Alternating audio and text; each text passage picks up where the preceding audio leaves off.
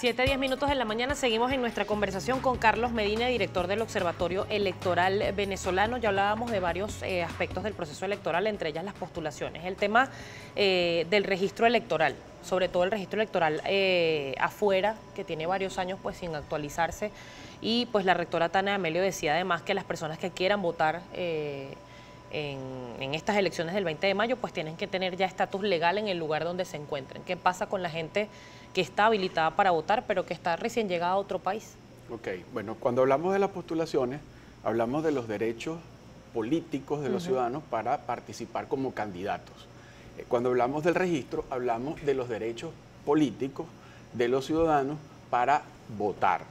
En ese sentido, en todas las elecciones, el CNE abre operativos para permitir a los ciudadanos tanto inscribirse como votantes para las elecciones por primera vez o para cambiar sus datos, cambiar de residencia, porque se mudó de un estado a otro o porque ahora no vive en el país, sino que vive en otro y desde allá nuestra legislación le permite y le da el derecho a votar. En ese sentido, el CNE no ha hecho una buena labor. Otra vez, volviendo al trabajo que hemos hecho de comparación de cómo se comportó ese proceso. En el 2012, por ejemplo, en el 2012 se habilitó más de 1.500 puntos por más de 5 meses para permitir, para darle la posibilidad a los venezolanos de hacer todos estos cambios, todos estos registros. Se hizo una campaña institucional en la cual se invitaba a la gente a que se inscribiera, a los jóvenes para que se inscriban en el registro electoral y ejercieran su derecho al voto.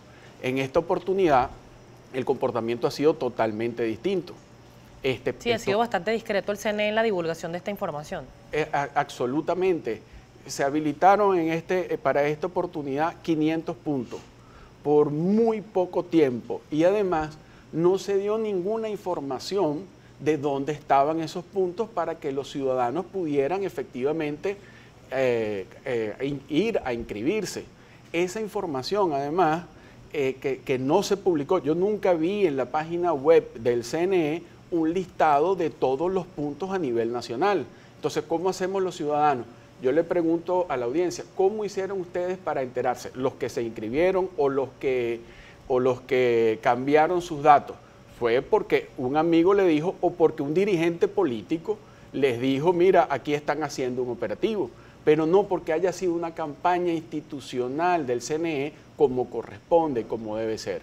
Para el caso de los venezolanos en el exterior es dramático, porque no solamente se limitaron los tiempos, no se dieron los puntos necesarios ni los tiempos necesarios para que se inscribieran y además se le exigían requisitos como que tienen que tener visa permanente. Es decir, un estudiante que está en el exterior haciendo un posgrado que dura, un doctorado dura 3 años, él no tiene un estatus de vida, de residencia permanente en ese país, pero está viviendo allá por una circunstancia de que está estudiando y ese venezolano no puede ejercer su derecho al voto.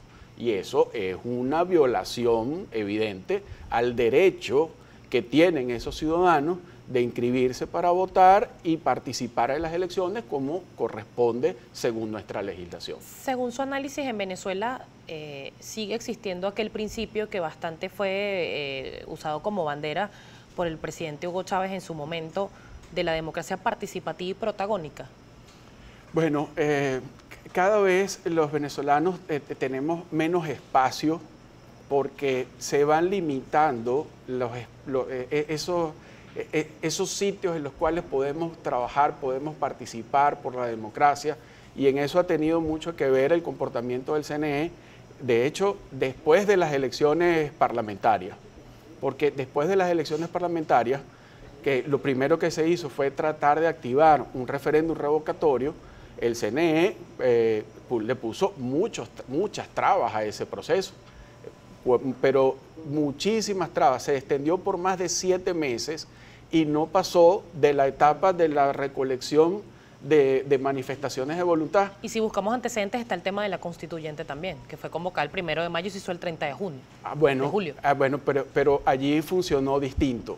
La constituyente, que fue un proceso que se pidió unas elecciones a las 4 horas de haber recibido la propuesta del presidente, el CNE le dio respuesta al presidente para adelantar esas elecciones de Asamblea Nacional Constituyente. Ahí se actuó con celeridad el CNE.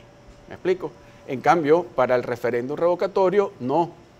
Fíjate qué pasa con las elecciones, estas elecciones que tenemos ahorita en mayo. Se están incorporando elecciones de consejos legislativos y elecciones de consejos municipales por un requerimiento que hizo el presidente de la República. Que tienen el periodo vencido también, vale decir. Que también tienen decir. el periodo vencido, pero cuando se hicieron las elecciones de gobernadores, que es cuando correspondía hacer las elecciones de consejos legislativos, y por eso es que se llaman elecciones regionales, no se hicieron en conjunto, porque bueno, el CNE no dio ninguna explicación.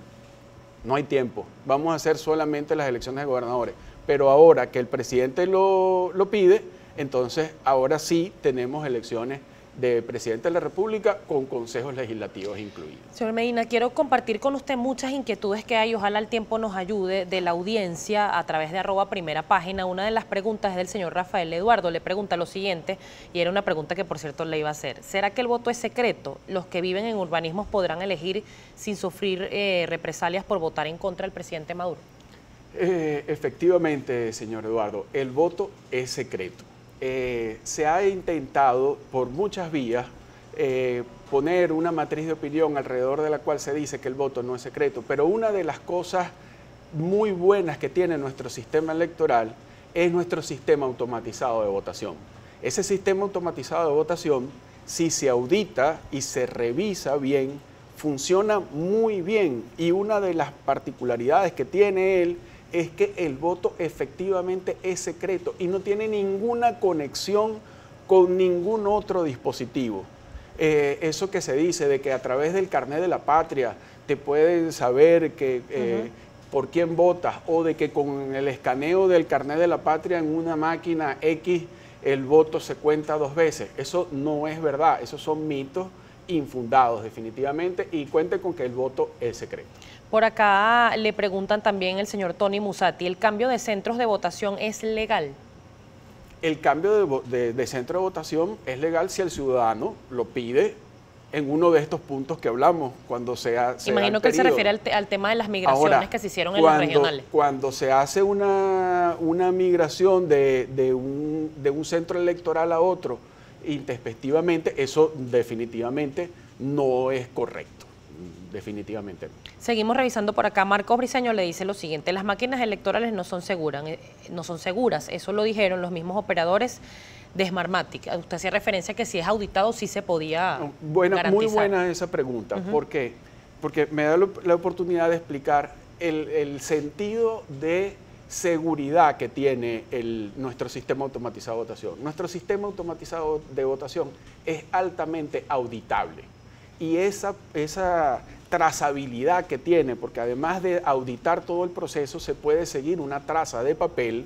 Esos elementos nos pueden dar garantías de, si se hacen las revisiones correspondientes, poder decir que nuestro sistema automatizado de votación es muy bueno. ¿Qué es lo que dijo Smartmatic?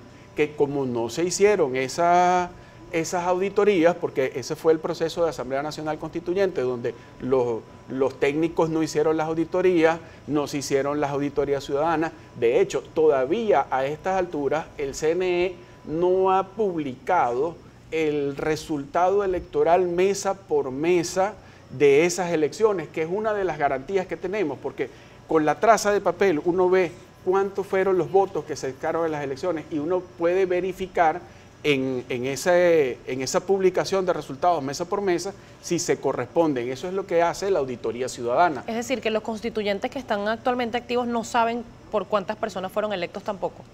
Sí, después de unos días se lograron totalizar esos resultados, pero lo que no está publicado es el detalle con el cual podamos hacer auditoría precisamente de si los resultados que dijo el CNE son los que son, o como dice Smartmatic, se aumentaron los votos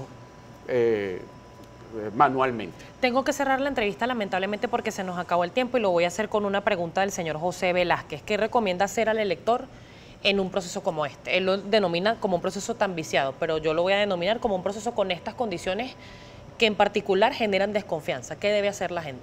Mira, el proceso electoral se está conduciendo con muchas fallas y es razonable también que los ciudadanos tengan desconfianza. Sin embargo, la decisión está en el ciudadano. Ustedes tienen que evaluar y ver si participan o no participan en este proceso electoral y en qué condiciones lo hacen y cómo tienen que tratar de buscar información y de ver las propuestas. Lamentablemente, por la forma en que se está llevando el proceso, este proceso electoral, toda la discusión que se ha dado actualmente está alrededor del árbitro electoral, porque el árbitro electoral no se está portando bien, pero hay que ver cuáles son las propuestas que tienen los candidatos y en función de eso ustedes decidir si participan o no. Muchísimas gracias. No, muchas gracias a ti. Señor Medina, por acompañarnos. Estábamos conversando con Carlos Medina, director del Observador Electoral Venezolano. Rápidamente nos recuerda su cuenta en Twitter. @oevenezolano y la página web www.oevenezolano.org.